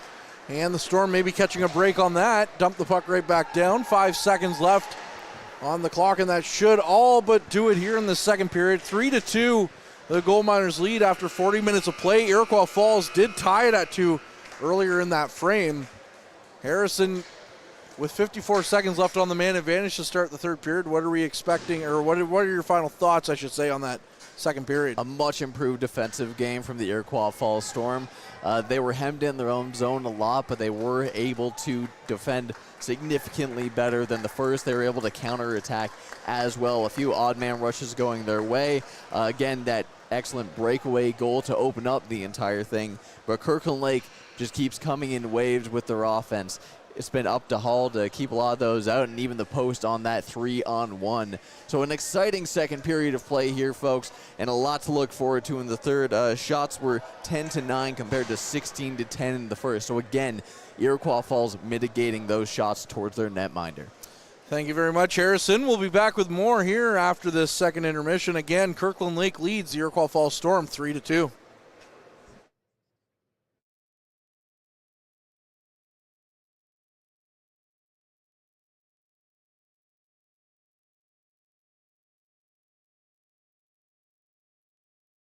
Average Joe's Eatery and Patio Bar is North Bay's only year-round lakefront restaurant. On the shores of beautiful Trout Lake, we have been serving delicious food and stunning views since 1999. Indulge in one of our delicious menu items, or simply sit with a cocktail in hand and watch the beauty of Trout Lake before your eyes. Check us out online at averagejoes.net or visit us in person at 3501 Trout Lake Road, North Bay.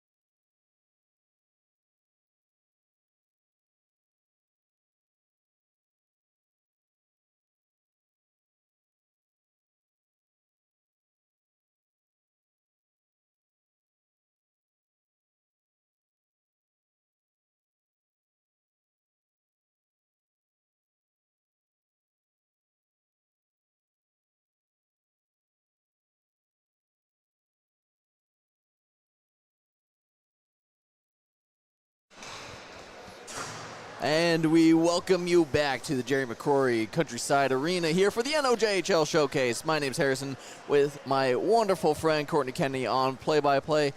Here we have the Iroquois Falls Storm taking on the Kirkland Lake Gold Miners after 2 periods, entering the third. The Gold Miners are up 3-2. We'll run you quickly through the scoring breakdown. First period was Aaron Leaners and Rafik Dayanov. Then we had Benjamin Kupal to close things out. In the second, we had a beautiful breakaway goal by Mathieu Ouellette, and Daniel Rousseau, assisted by Vive Hickey, brought things back to the 3-2 scoreline. We still have 54 seconds left on the Iroquois Falls Storm power play, so let's get right into it. You hear that, cameraman Mike? I'm Harrison's wonderful friend. He is, but he's the birthday boy. Oh, cameraman Mike is the birthday boy. And we are underway, as you mentioned, and so wonderfully teed up. The Gold Miners in their home navy blues are going left to right, and the Storm in the road whites are going right to left. As you mentioned, 30 seconds now on the clock of the power play, and it's been all Miners in their own zone. They've had possession, but they've been hemmed in their own zone. The Storm zone. Anyways, walking the line, Rousseau with the puck. Rousseau stops up. Dayanov has it. Rousseau now. There's a chance here. Shot on goal, and Hall will make the save as that'll end the Trethewey penalty. And we're back to 5-on-5 here with 19:06 left in the third period. So it's now the Gold Miners sitting at 1 for 4 on the power play in this game, and Iroquois Falls at 1 for 3. We did see a reduction in shots in the second period overall, but Kirkland Lake was in control most of the game. Iroquois Falls trying to change that narrative here as they bring the puck in deep. Allen taken in hard, smoked like a Christmas ham, as Richard Whitty would say. As now the Gold Miners once again back in their own zone. Trethewey with the puck. Gets it to his man. Skates it in. Takes a shot. And that was McCoy with the shot. Couldn't quite get it on goal. Now a chance goes wide as it hit a body. And the Storm still keep it in into the corner. Allen with the puck though. He lost it. It's played to the far side and dumped into the bench by the Gold Miners. That was Matthew Newman on the far side with that clearing attempt. And a great spinning poke check by Broussard to just keep the play going. He looked good in on the forecheck for most of this game as the Storm go in, hopefully winning this face-off with O'Grady in for the draw. Off the draw. And that was Demers and O'Grady. Or rather, Demers, sorry. And the puck goes down the ice. McCoy with it. McCoy has it in his own zone to Chestnut. Chestnut tried to flip it down the ice. His pass is intercepted by Ficker. Ficker walking in. And Chestnut did a good job of getting a stick back in the lane of that one. And the puck went well out of play and bounced off the roof and back into the ice surface. And turnovers in the neutral zone have really been a theme here. We saw in the top of the second period, again, just a play in the neutral zone leading to that first goal for the Storm in that period. And then a great defensive effort made by Rousseau, got the ball rolling on the goal that he ended up tapping in. Storm trying to get out of their zone. Anderson keeping it in. It's flipped back. Now Lyons walks in, takes a shot. That one's off of Hall and into the corner. Now Ficker with the puck. Ficker got it back. And it's Demers with it. Demers tries to get it down the ice. Couldn't quite get past his man though as Hall plays the puck behind his net. Flipped up on the far side, and now they're going to have to chase after it. Demers with the speed. Demers gets to it. He's taken away from the puck though by Alexander, but he kept a hold of it. Now Broussard battling for it. Still battling. It's picked up by the Miners though, and it's flipped down the ice. Dayanov down the ice. Walks over the blue line, leaves the puck, and that's a good chance there on the tic-tac-toe feed. Hall was down and out, but they couldn't quite get the shot on goal as they fanned on it. Harper now Sends the puck in around behind the goal. And it's picked back up. Harper at the point again. Harper tries to walk around his man. He finally gets to the half wall, but he's taken off the puck, and the Storm try to clear it out. Now Harper picks it back up. Harper walks across the zone. Lost the hold of it, though, and Harvey has to dump it right back in. Harper and Harvey. It's picked up, though, by Bevan. And the puck back down the ice past Rusu. And that'll go all the way. No icing, though. As now we see Dianov limping off the ice. Have to keep an eye on him, as they will have an icing call here against the Gold Miners, so an offensive zone draw will come for the Storm. And in on the forecheck, we saw it was number 91 Goodwin go hard into the boards chasing after the puck. He'll go off the ice as well. So Goodwin and Dianov will have to keep an eye on. They both went back to the benches, which is a good sign in this arena because the benches are not near the dressing rooms. They're across the ice. Lamontagne in his own zone tried to get a pass up for Underwood, but it was just out of his reach. Now Chestnut with it in the neutral zone. Chestnut, nice little pass up the ice. Got it to Kupel. Kupel, cross ice, good chance. Couldn't quite just get it as they tried to feather it past McInnes, but it hit his skate. Big save by the goaltender there. Chestnut with a shot from the point is blocked by a body in front. Rebound was just chipped wide of the net. Now Rusu knocked off the puck, but Underwood gets to it to Harvey. Harvey down the ice. It's picked up by Chestnut. Chestnut for Rusu. Rusu back down from Lamontagne. Lamontagne dumping it in. Kupel will pick it up in his own zone. If there's a player on the Storm that's going to take the game into his own hands, I would have to imagine it's going to be Kupel. He's been impressive. Just over 5 minutes gone here in the third period. 3-2 Kirkland Lake leads. Pass was nearly picked off by Sherwin.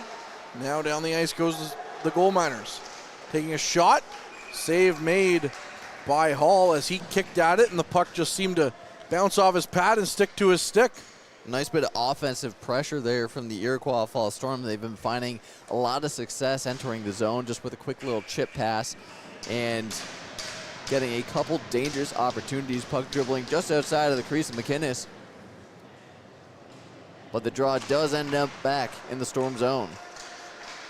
Off the draw. The Storm get it out. Now, Gold Miners try to get it back in, but it's knocked right back down the ice by the Storm.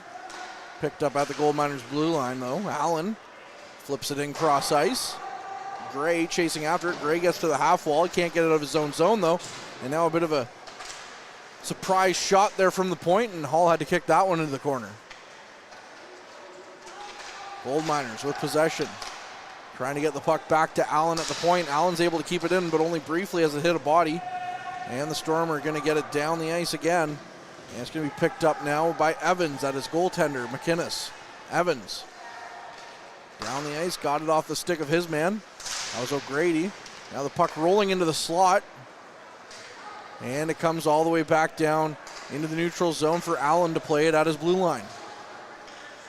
Now Evans walks in. Evans onto the far side, shot on goal there. And that one went wide. Near side, Broussard picks it up in the Storm zone. Broussard carrying it in front of his net. Has to go back behind his net now to turn things around. And it's up for Demers. Demers to Ouellette. Ouellette takes a shot from distance. And that's going to be a save made by McInnes here, as he will just cover things up. Shots now sitting 30-22 in favor of the Gold Miners. Iroquois Falls has been doing a good job of creeping that shot clock up a little bit. But so far, McInnes, again, he's just masterful at tracking those low shots, keeping them away from his net or smothering them really well. He rarely gives up something directly in front. One thing we'll have to keep an eye on as the season goes on is that matchup here between the Gold Miners and The Storm getting a little bit chippier every single shift, it feels like. As Demers and Evans just had words for each other, knocking Demers' sticks out of his hands, and then as we're going to get an icing here against the gold miners, and then Evans looking around to see what his nameplate said on the back end, kind of, who are you? Take a number.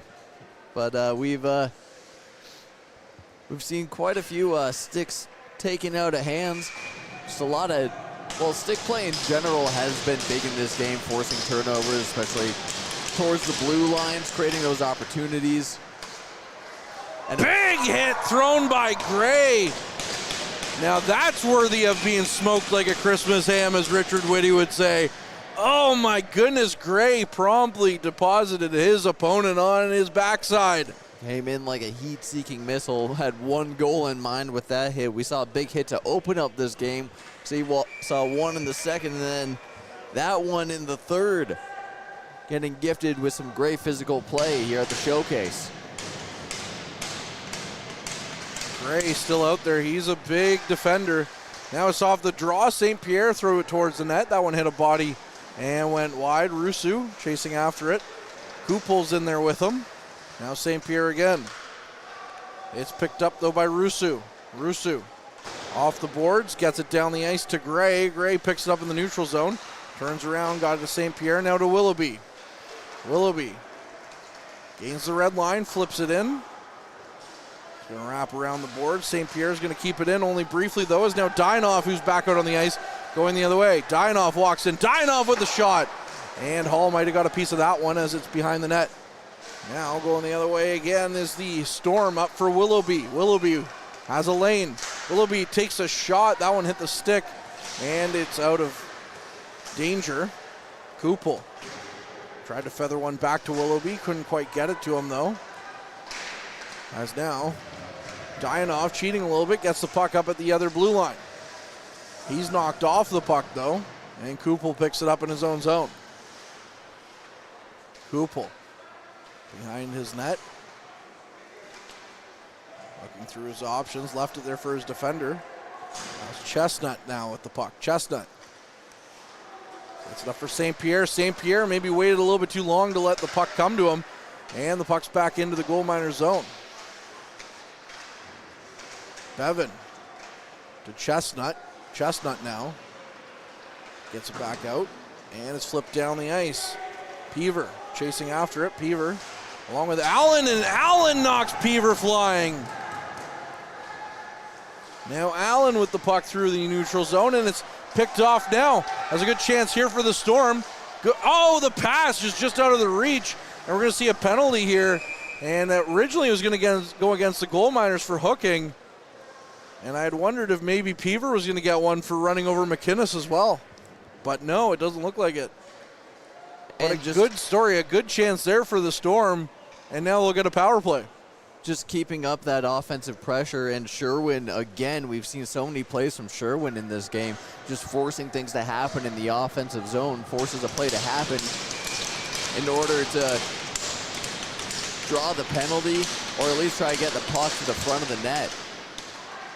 Sherwin off the draw, has it, walks in, gets it to Trethewey. Trethewey goes behind the net. Trethewey taken into the boards as the gold miners now are just trying to pin it along the boards. Still battling. Still stuck in the corner. Now they come out with it, trying to get a shot away, and it hit a body and goes out. Now Sherwin was coming in, trying to get a shot. The puck hopped away from him. The gold miners are going to get the puck into the Storm zone. Newman was taken to the ice by Sherwin, and the puck's going to go the far or all the way across the ice. And it's going to go, no, I thought it was going out of play, but it's kept in play. And now the Storm throw it towards the net, and they will go off for a change, or the goal miners throw it at the net and go off for a change. Picked up now by the goal miners with a chance, taking the shot, and Hall had to make a big save there, shorthanded. Looking behind him on the next one. He put his glove down, and now it's picked up by Willoughby. Willoughby left it for his man, still with 40 seconds left on the man advantage. Chestnut from his own zone. Chestnut walks in. He blows a tire along the half wall. And they try to get it out, but they don't get it very far. As Gray was able to knock it back in and hit Chestnut as he was getting up, so we'll get an offside here. 29 seconds left on the man advantage. 3-2, Kirkland Lake leads. Kirkland Lake keeping up the pressure. They've looked fantastic on the penalty kill tonight. They've been in control, at least for the first half of almost every Iroquois Falls Storm power play, just burning time. Their forecheckers have done an excellent job of just having 1 man, 2 men in, and just freezing the puck. It's been fantastic work by the guys in blue and gold. Down the ice, the Gold Miners kill some more time here as Hall's out to play the puck. Gray has it. Leaves it behind his net for his man, and that's going to be Chestnut. Now Chestnut, less than 10 seconds on the man advantage, so this will likely be it, and we'll get back to 5-on-5. Roulette with the puck. Tried to get it out front. He did, but Kupel couldn't get a shot away. Now at the blue line, it's kept in by the Storm. Storm throwing it on net. Rebound chance, and it's off the side of the net. McInnes dove for it, and that would have been a bang-bang play with Willoughby there. Now the puck comes all the way down the ice, just out of the reach of Lamontagne, and Hall had to play it. Hall was looking to creep out. Now it's a 2-on-0, makeshift 2-on-0. Good chance. Oh, and they put it wide. Hickey with the head fake. Hall was down and out looking to make the save, but they put it wide. Evans at the blue line for Lamontagne, and it's kept in still by the Gold Miners. Back to the point. Trying to throw it towards the net. It's blocked by Chestnut. Now Chestnut looking for the stretch pass, and he found his man down ice. That's Willoughby. And Willoughby, for some reason, just turned around and didn't want to try and beat out the icing. He would have been the first guy back, I think. They're considering it was offside. Oh, that makes sense. But still, a little bit of a strange play there as Willoughby nearly was off to the races. And there was a couple of big opportunities. The brief 2-on-0 on Hall, and I think Hall actually got a piece of it with his pad, just slightly extending it upwards. But we've seen a few dangerous chances due to the last man back losing the puck for the Storm side. Now it's the Gold Miners in the attack. O'Grady throwing it from the point. That one just missed Fittger, who was looking for a tip. Now it's Rusu on the far side. Back to Fittger. Taking another shot. And it's picked off. And O'Grady gets to it. Back to the point now, Harvey. Harvey. Got it in again for his man. Hard hit thrown along the boards on the far end. Josh Underwood in there. Along with Keegan Fox. O'Grady and Kupel. Trying to come away with it. The Storm player knocks his man down. That was Fox. But it's kept in by the Gold Miners. Now a chance, but a bouncing puck and they couldn't get it to settle. Now it's Harvey at the point. Another shot. That one hit Kupel up high. He's stumbled a little bit. And then the Gold Miners tried to knock it out. And they do. But it's going to hit the cross beams here at the Jerry McCorry Countryside Arena. And we'll come to our midpoint here of the third period. Although 6:56 left in the period. Shots on goal 31-25 in favor of the Gold Miners. I mean, Iroquois Falls has certainly had their opportunities, but Kirkland Lake has, again, just had the more oppressive offensive play. They've been in the zone. They've been able to just shut down the power play at this point. I mean, half the time the power play is being spent in the Iroquois Falls side of the ice, so not able to generate much momentum. The only things that have been really going their way are the odd rushing play and maybe a brief 1-2 shot attempt in Kirkland Lake zone, but this second period, this third period, it's been heavily favored toward the sides of Kirkland Lake. As both teams are done with their little conference and decide, let's play some more puck. 6:56 remaining. Shots now up to 25 in favor of Iroquois Falls. In favor of Kirkland Lake, but Iroquois Falls now up to 25. As they say, let's do that hockey for at least another 7 minutes here. 6:56 on the clock. Again, 3-2, Kirkland Lake leads. That was a score that they won by in overtime in Powassan on Friday. Puck flipped down the ice by the Storm. Allen picks it up at his blue line. Flips it right back down. Trying to get it to his man. That was Lyons. Now it's in deep. Laniers battling for it. Got to Bevan. Bevan knocks it out. And down the ice it goes. Dianov threw it back into his own zone. Peaver, it was off his skates. Now Gray chips it out of play. And we'll get a stoppage here as the puck headed into the Kirkland Lake penalty box. Kirkland Lake playing a much less aggressive stance now. They're sitting a few guys back on the blue line, just trying to deny zone entry. They're not being overly aggressive. Imagine Iroquois Falls will have to be the one to force the issue at this point. And as we've seen on those pushes, it's been Kirkland Lake who's been able to create a lot of turnovers, stopping those offensive chances for Iroquois Falls and just keeping the puck in their possession. Off the draw. Kirkland Lake tries to dump it in. They do. Now Williams picks it up. Williams throws it at net. Hall makes the save. We'll have to keep an eye on Hall too and see if he's pulled in this one and at what time. If Iroquois Falls can't tie it up here shortly. Puck down the ice. It's going to not have the legs for icing as they're going to wave it off. As Kerthui's in there. As our presence is now graced by the head coach of the Powassan Voodoos right next to me, Peter Goulet, who's decided to come up and check out some games before his team takes on St. Andrews. Should be an interesting one on ice pad number 2. Kirkland Lake with possession, but they dump it to the near side. And now it's going to be Bevan who gets it out. Down the ice, Broussard dumps it in. Rusu with Broussard battling Harvey as well. Rusu in there, who scored the go-ahead goal in the second period. Has the puck down with 5 minutes left on the clock. Now back down the ice they go. Iroquois Falls going to have to make something happen here soon. Harvey with the puck. Tried to get it in deep. Chestnut tried to dump it out. And McCoy gets to it. McCoy giving away to O'Grady. Good chance in front of the net. And that one just went wide of Hall's net. Now McCoy back behind his own net. It's back to the blue line. Picked up in the slot. Good chance. Laniers with a chance. And Hall with a big save again. Alex Hall keeping his team in this one late.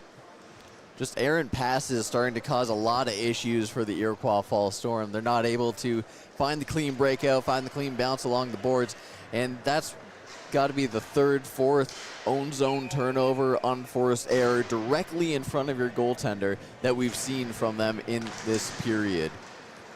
But Hall has stayed tight and has been able to track the puck fantastically. Alex Hall off to a great Junior A start here for the Storm as the puck goes right back into Storm territory, but it'll be icing against the Gold Miners, so we'll get a stoppage here and an offensive zone draw now for the Gold Miner or the Storm. As the time starts to tick down for the Iroquois Falls Storm, you gotta keep your eye on Hall, see when he might find his way to his bench for the extra attacker as time ticks down here. Of course, on ice pad 1 right now, or ice pad 2, it's Hurst and Timmins. Dianov whips the puck in around. Harrison, what's our score update from that game? Our score update is now Timmins leading 3-0, and shots 36-7. Wow. What is going on with Hurst? In favor of the Timmins Rock. How much time's left right now? We are looking at 7:44 in the second. 7:44 in the second, 37. Yeah, 36-7. 36-7 are the shots. Wow. 34-25 are the shots here in favor of Kirkland Lake. And off the draw, Kirkland Lake gets it right back in. Battling for it on the near side, out front. And Iroquois Falls is able to stop that. Now Kupel with a shot. McInnes with the save. Kupel throws it out front. It's in the slot and is cleared out, but not out of the zone as Bevan. Looking like a shortstop out there. Gets down to keep that one in. Gray Couldn't quite keep the zone there. Gets it back to Bevan. Bevan, right back down the ice. Anderson is going to dump it right back in. And they'll call that one icing. 3:35 left in this third period. Iroquois Falls with an offensive zone draw now. And again, is Hall going to stay in his net? It looks like it. Kirkland Lake just chipping away at the time. They're not expending too much energy. They're just making sure that the puck's getting out of their zone quickly and trying to maintain this 1-goal lead. Anderson gets the puck down the ice. Gray tried to get a hold of it. Now it's picked up again by the Storm. Now the Storm may be taking advantage of a bit of a change here. Gets it to Trethewey. Trethewey with a shot. McInnes with the save. As it looked like there was a lot less gold miners on the ice all of a sudden there on that change. Yeah, I don't think they were expecting the turnaround so quick from the Storm zone, and there was a brief gap up the side of the ice. Puck's on the other side. Iroquois Falls has a much cleaner zone entry, but nice to get on top of the puck and keep that to a long-distance shot. Off the draw, it's back to Gray at the point. Gray plays it over for Bevan. Bevan plays it in deep. Now to the near side. Kept in by Gray. Gray throws it towards the net. McInnes makes the save. Then Laniers and Gray have a few words after the whistle. 3:05 on the clock. Iroquois Falls just trying to send the puck through traffic, trying to stop McInnes from getting a clean look at the puck, because most of the ones he's seen, except for maybe that top corner shot from Kupel, he's been able to stop effectively. Mears off the draw, and it's one all the way down the ice. Ficker to the races, though, with Bevan in front of him. Bevan nearly lost the puck. Now he almost does. Now he does lose it into the corner. Ficker there to Demers. 2:40 on the clock. Good stick there by Laniers. Laniers, who got the goal scoring started in this one. Twisting and turning, still has the puck. Plays it over for Ficker. Back to the point now. Rusu to the near side. Harvey with a shot. That one hit off a stick, and Hall made the save. Now it's kept in by Rusu. Ficker throws it to the near side. O'Grady picks it up. O'Grady back out to the middle of the ice, and his shot hit a body. Now O'Grady to Ficker. 2 minutes left. A lot of this minute has been spent in the Iroquois Falls zone. Playing it back to the blue line, Rusu. Off the corner for O'Grady. Just content to kill as much time as they can here. And the Storm need to get something going very soon. Gray to Bevan. Now Trethewey flips the puck down the ice, and that one's going to bounce to his man walking in. St. Pierre with a chance. He couldn't quite get a clean shot away. With 1:30, Hall up to the slot now, was looking at going to the bench, but it's picked up by Kirkland Lake. Iroquois Falls nearly made something out of seemingly nothing on that play, but they couldn't quite get a clean shot away. That was St. Pierre, who was almost in alone. Now the stretch pass down the ice, and they're going to call it icing, even though the Storm player got back first. May have been where they were on the ice past the hash marks, as diving over the finish line, the Kirkland Lake player getting the icing. But we do have 1:14, and it looks like the timeout will be called from the Iroquois Falls Storm, making final battle plans to try and tie this one up. They've had a couple of solid looks in this period, but in the past 5-6 minutes, Kirkland Lake has just been upping the pressure in the Iroquois Falls zone and keeping the Storm at bay. Exciting game, number one over here on ice pad number one between these two teams, 3-2, like you mentioned. With just over a minute left, you got to think that Hall, once they get out of their zone, you'll probably see Hall going to the bench now. As that'll signal the end of our timeout. And Hall is the only player leaving the bench. Everyone else is staying at their benches. Not ready to quite go back. Pull the players, all goalies. I had an NHL game from 1997 on PlayStation 1 that you could do that. Oh, man. It was literally just goalies, but you couldn't carry it past the red line, and they couldn't shoot, so you had to keep trying to pass it and hope that it just went in. That's awesome. Things I did when I was like 6. Things when NHL games were still good. Off the draw, Kupel with the puck, gets it to the blue line. Allen keeps it in, throws it cross ice, and the puck's going to rim around and come out for the Storm. Hall creeping out of his net. Looks like he's ready to go. Just waiting for more possession. Now a shot. St. Pierre and Hall will go, so they'll get the extra attacker on as McInnes makes the save with 54.4 seconds left on the clock. If you're lucky, get 1, maybe 2 solid looks here off the draw. But this is quite possibly the most vital face-off of the game for the Storm. I would say each face-off in the offensive zone for the Storm from here on out is going to become the most vital one. Sherwin with the shot, he scores! Oh, wow! From the point, Ben Sherwin beat McInnes 5-hole. What a goal to tie it at 3 with 50.3 seconds left on the clock, Harrison.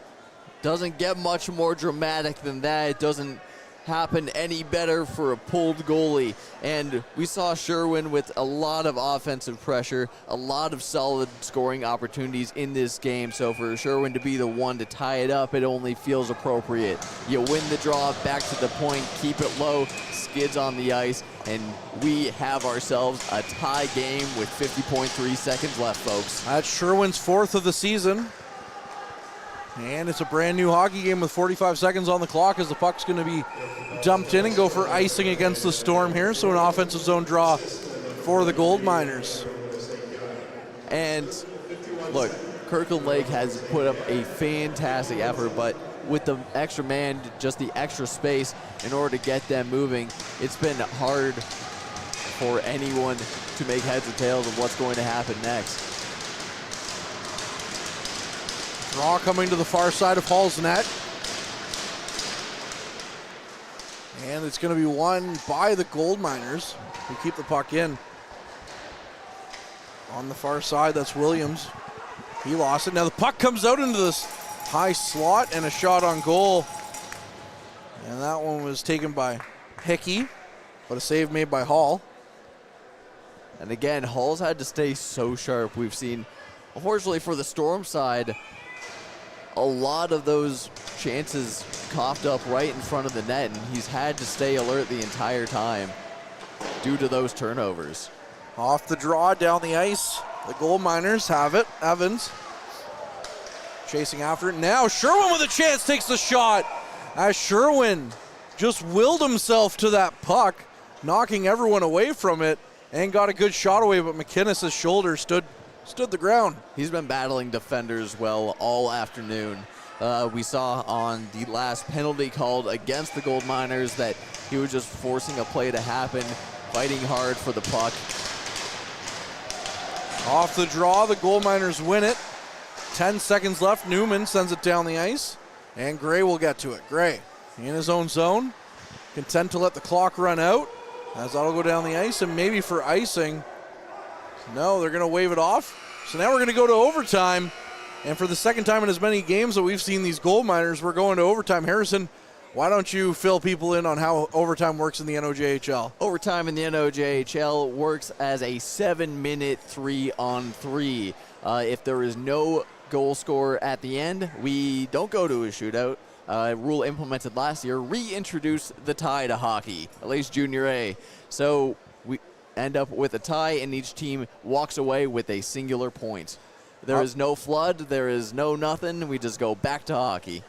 And we'll get going here in just about a minute's time. It's 4-0 on the other rink right now for the Timmins Rock over the Hearst Lumberjacks, which, again, Hearst really took it to Timmins on the weekend.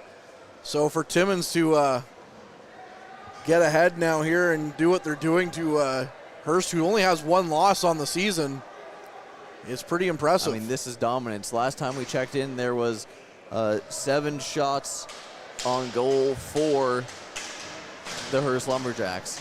Checking in again, there is 7 shots on goal for the Hearst Lumberjacks and 45 for the Timmins Rock. Scoreline still remains the same at 3-0. Oh, it's 3-0. Oh, yes. Mike says it's 4. It's 4? Hey, maybe you can see it on the scoreboard. I'm not sure, but. Yeah, no, now it's 4. Okay, well, there it is. And we're underway here for overtime. The Storm are going left to right in their road whites. And the Gold Miners are going right to left in their home navy blues to start overtime. Has a good chance there by Kupel cutting towards the net. Couldn't quite get a shot away, though. Gray gives the puck away, and Allen's going the other way. Allen trying to get around Willoughby. Willoughby with a good stick, but Allen still has possession. Allen cuts to the go around the net. He's just going to go for a skate. Brings it to the blue line now. Willoughby with a chance. Willoughby wills himself down the ice. Willoughby walking in. Willoughby with a shot. And what a save made by McInnes here in overtime. But we do have a penalty. It's a penalty shot in overtime. We talk about no more shootouts. This is the closest we're going to get. Just what a sequence. What a battle from Willoughby. Gets a really great chance. Almost puts that one away, but the bobble puck in the pad stays out.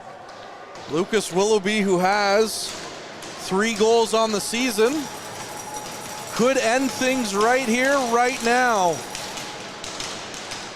And as my beloved Buffalo Bills like to say all the time, where else would you rather be than right here, right now? And for Willoughby, I'm sure that's the case. And for the people watching the game, Lucas Willoughby walking in on McInnes. McInnes, Willoughby with a move. Willoughby scores! Lucas Willoughby! The Iroquois Falls Storm clutching victory from the jaws of defeat. A last-minute goal to tie it. And they win it in overtime. Oh my goodness, what a goal by Willoughby. What an incredible shot. What an incredible sequence of events. Less than a minute left, the tying, as you said. And then just Iroquois Falls seemed to dominate the overtime. Willoughby with an incredible effort. We saw he had smooth hands, was able to almost get it past before he was awarded the shot. And in dramatic fashion, Iroquois Falls just did the little things slightly better towards the end of the game, and we end up with a 4-3 scoreline. Talk about drama. Talk about a start to the showcase for both of these teams. What a great way to start it here on pad number 1, as both teams are going to now line up on the blue line. And it looks like the Storm didn't get the memo, though. They're kind of going off. The Gold Miners went off as well. Now they have to both go back as Peaver had come off, as we're going to get our players of the game here from the league. We'll have to see who they're going to pick. I think I know who Iroquois Falls is going to get.